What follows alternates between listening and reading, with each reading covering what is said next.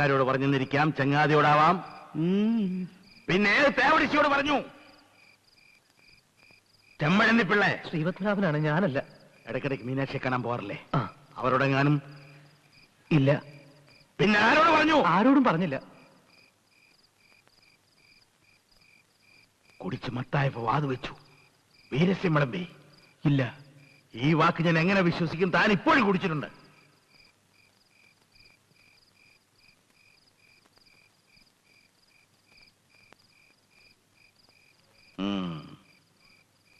കെട്ടിയോളുടെ കൊഞ്ചല് കേട്ടപ്പോ എല്ലാം മറന്ന് പറഞ്ഞു പോയി. ഇല്ല, കളരി വച്ചേ പിന്നെ ഞാൻ ഒരു പെണ്ണിന്റെ അടുത്തും പോയിട്ടില്ല. തിരുമടത്തി പിള്ളേ? ഇല്ല.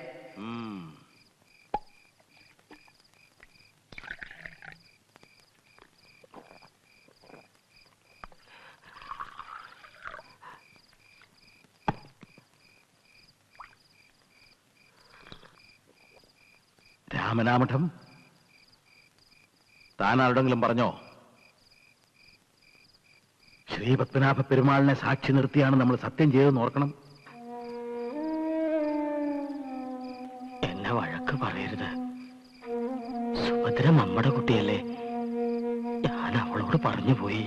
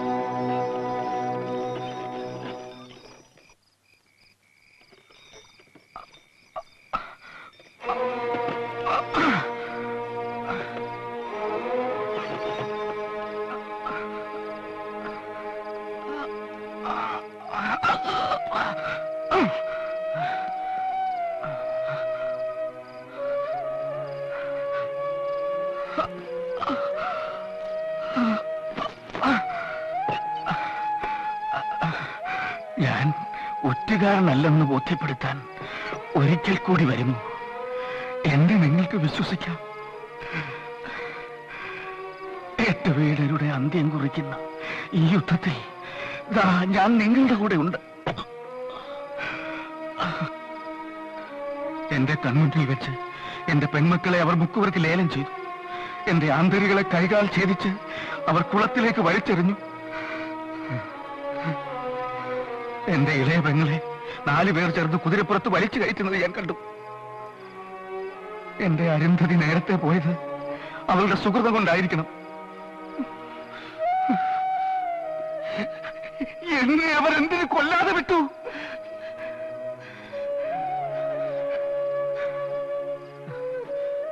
കൊച്ചുതിരുമേനിയോട് മാപ്പപേക്ഷിച്ച് നിശേഷം കീഴടങ്ങണമെന്ന് ഞാൻ പറയുന്നില്ല.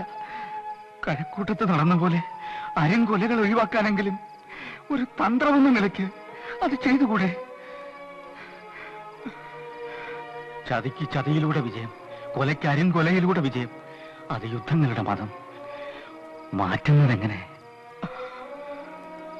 ഞാൻ കഴക്കൂട്ടത്തേക്ക് തന്നെ മടങ്ങട്ടെ.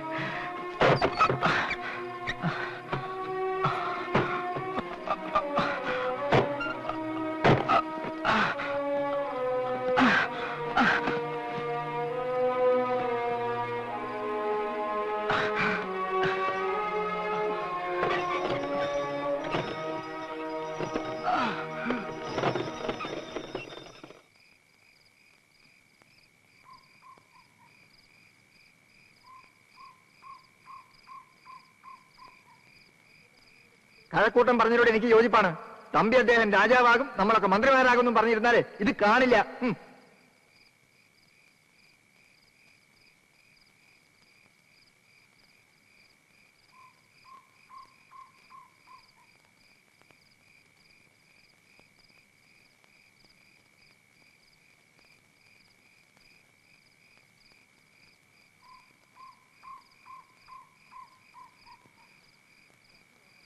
കണ്ണു കാണാത്ത എന്റെ 2 ആൺതരികൾ എന്നെ ആര് നാട്ടിലെത്തിക്കും? എന്റെ ഈശ്വര, എന്റെ നാടിനെ ആര് രക്ഷിക്കും? നിങ്ങൾ ഇങ്ങനെ ബഹളം കൂട്ടാതിരിക്കും. ഏത് പക്ഷത്താണ് കൂടുതൽ നാശമെന്ന് അറിഞ്ഞിട്ട് പോരെ ഇതൊക്കെ? നമ്മളെ ചോദിച്ചത് അവളല്ലേ? എന്താ ഇവിടെ ആരുടെയും വാളിന് മൂർച്ചില്ലേ? ഇല്ലെങ്കിൽ ഒരെണ്ണം ഞാൻ തരാം. മാർത്താണ്ഡവർമ്മയുടെ കെട്ടിലമ്മയാവാൻ കരുതിക്കുട്ടി അവളെ കൊണ്ട് ചെയ്യിച്ചതാണെങ്കിലോ?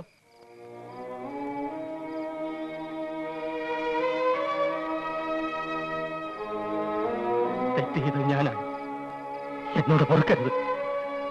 നിങ്ങളിൽ ആരെങ്കിലും ഒരാൾ സത്യം തെറ്റിച്ച് പരീക്ഷയെ കൊന്നുതരും. എന്തിനാണ് പ്രായച്ചത്?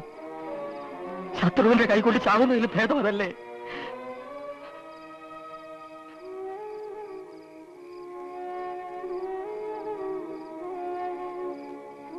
അനർത്ഥങ്ങളിലൊക്കെ ഞാൻ കൂട്ടിലുണ്ടായിരുന്നു.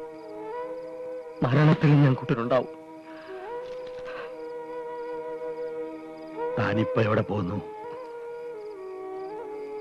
എന്റെ ചെറുമക്കളുടെ കഴുത്തറക്കും മുമ്പേ, എന്റെ പെൺമക്കളെ കുതിരപ്പുറത്ത് കയറ്റി വലിയ തുറയിലേക്ക് കൊണ്ടുപോകും മുമ്പേ എനിക്ക് എന്റെ മാളികയിലെത്തണം. വേണ്ട, യാത്ര ആപത്താണ്.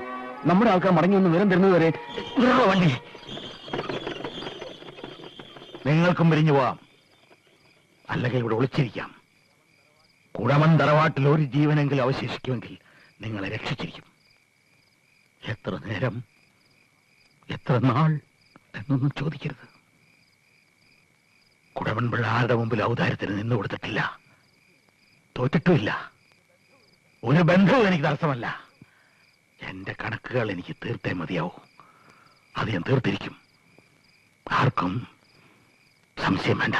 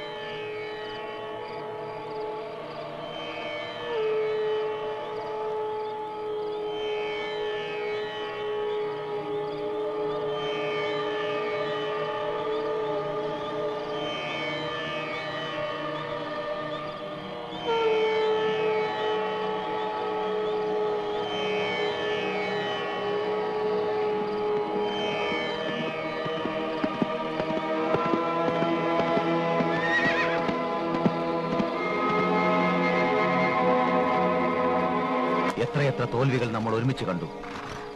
നമുക്ക് മാത്രം ആഘോഷിക്കാൻ കാത്തിരുന്ന വിജയരഹസ്യങ്ങൾ ഇനി ഒന്നുമില്ല. രാജകൊട്ടാരം, രാജവേഷം, കുഞ്ഞുനാളിൽ എന്റെ സ്വപ്നങ്ങളിൽ അമ്മയും അച്ഛനും മന്ത്രിച്ചു. വലുതായപ്പോ നിങ്ങളൊക്കെ അത് ആവർത്തിച്ചു. ചതിച്ചവരോടൊക്കെ നമുക്ക് പകരം തീർക്കണ്ടേ? ഒരു ദൗർബല്യങ്ങൾക്കും കീഴടങ്ങിക്കൂടാ. അത് പഠിപ്പിച്ചത് നിങ്ങളല്ലേ? എനിക്കിനി ആയുധങ്ങളില്ല, മനക്കരുത്തുണ്ട്. ഈ യാത്ര മരണത്തിലേക്കാണെങ്കിലും ചിലപ്പോ തിരിച്ചു വരുമെന്നൊരു തോന്നൽ.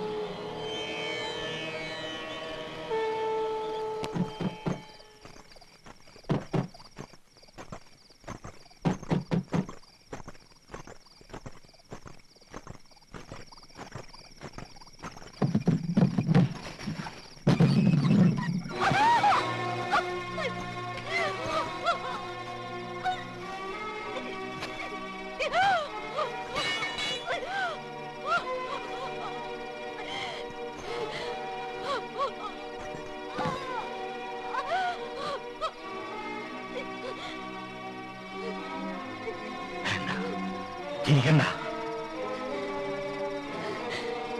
ഞങ്ങളുടെ നാശം കണ്ട് മതിവരാഞ്ഞിട്ടോ എന്റെ ഈ കൊലച്ചിരി?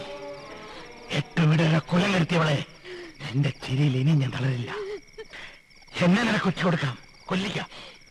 പക്ഷെ എന്നെ വിശ്വസിച്ച് കൂടെ നിന്നവരെ മറ്റാരെക്കാളും നിന്നെ ഞാൻ സ്നേഹിച്ചു. നീയോ നീ എന്തിനു ഞങ്ങൾക്ക് കൊലക്കാരൊരുക്കി? എന്തിനാ ദ്രോഹിയുടെ പക്ഷം ചേർന്നു? എന്തിന്? എനിക്കേത് പക്ഷം? അമ്മ പിഴച്ചു പറ്റവൾ സുഭദ്ര കുത്തുവാക്കുകൾ കൊണ്ട് എന്നെ പരിഹസിച്ചപ്പോഴൊക്കെ 1000 തവണ ഞാൻ കെഞ്ചി ചോദിച്ചു, എന്റെ അച്ഛനാരെന്ന്. അമ്മാവനറിയില്ല എന്റെ അച്ഛനാരെന്ന്. അമ്മയുടെ നേർക്കുയർത്തിയ വാൾ എന്തുകൊണ്ട് അച്ഛന്റെ നേർക്കുയർത്തിയില്ല? ഓ, അച്ഛൻ മഹാരാജാവിന്റെ സേനാപതി. എങ്ങനെയെങ്കിലും നമ്മുടെ പക്ഷത്തേക്ക് ആകർഷിക്കാൻ കഴിഞ്ഞാൽ വിജയം എളുപ്പമാണല്ലേ? ഇന്നോളം എന്നെ കാണാൻ വരാത്ത ആ മനുഷ്യനെ ഞാൻ സഹായിച്ചു എന്നാണ്. ഞാൻ ആരുടെ പക്ഷം? അമ്മാവനറിയാമോ, തമ്പിയുടെ കിടക്കറയിലേക്ക് എന്നെ എത്തിക്കാൻ എന്തൊക്കെ കെണികൾ ഒരുക്കിയിരുന്നെന്ന്. അയാൾക്ക് വഴങ്ങിയിരുന്നെങ്കിൽ തറവാടിന് ഞാൻ വേണ്ടപ്പെട്ടവളായനെ. പക്ഷേ അയാൾ എന്നോട് കണക്ക് തീർത്തു. അമ്മാവൻ കൈപ്പിടിച്ചേൽപ്പിച്ച എന്റെ പുരുഷനെ അയാൾ എന്നിൽ നിന്ന് അകറ്റി. തന്ത്രങ്ങൾ മെനയുന്ന തിരക്കിൽ ഒരു വാക്ക് പോലും എന്നോട് ചോദിക്കാൻ അമ്മാവന് നേരമുണ്ടായില്ലല്ലോ. എനിക്കയാളെ വെറുപ്പാണ്. എന്നും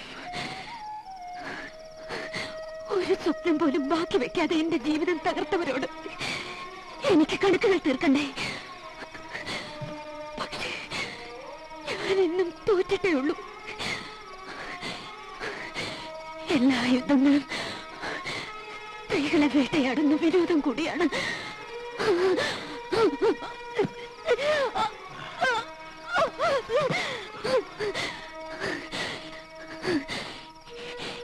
എനിക്ക് സങ്കടമില്ല. ശത്രുവിന്റെ കൈകളേക്കാൾ ഈ ദയക്ക് നന്ദിയുണ്ട്. അമ്മാവന്റെ ദാനമല്ലേ ജീവിതം. ഞാൻ വിശ്വസിച്ചു. നീ ചതച്ചു പറഞ്ഞപ്പോ ഉച്ചയ്ക്ക് വെച്ച കൈകൊണ്ട് തന്നെ. ദൈവമേ, അയ്യോ.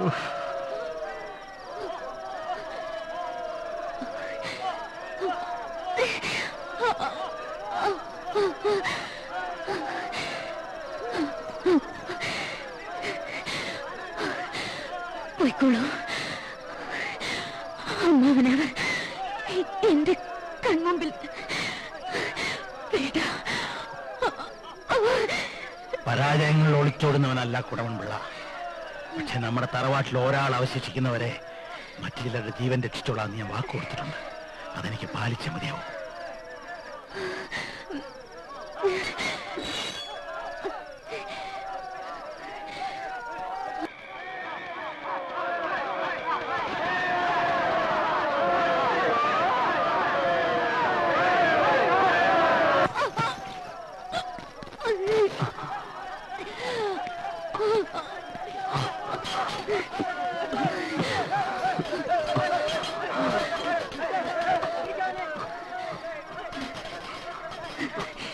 രഹസ്യങ്ങൾ ചോർത്തിയതിന് എനിക്ക് കിട്ടേണ്ടുന്ന ശിക്ഷ.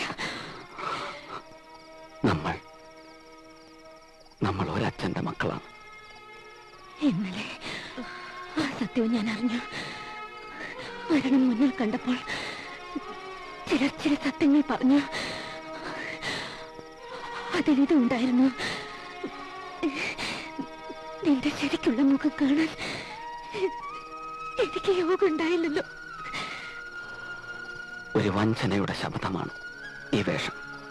ശപഥം ആണുങ്ങളുടെ കഴുത്തറുത്ത് പെണ്ണുങ്ങളെ മുക്കുവർക്ക് കൊടുത്ത് നിങ്ങൾ വിജയം ആഘോഷിക്കുകയാണല്ലേ? ഏത് പക്ഷത്തും നശിക്കുന്നത് മനുഷ്യ ജീവനല്ലേ?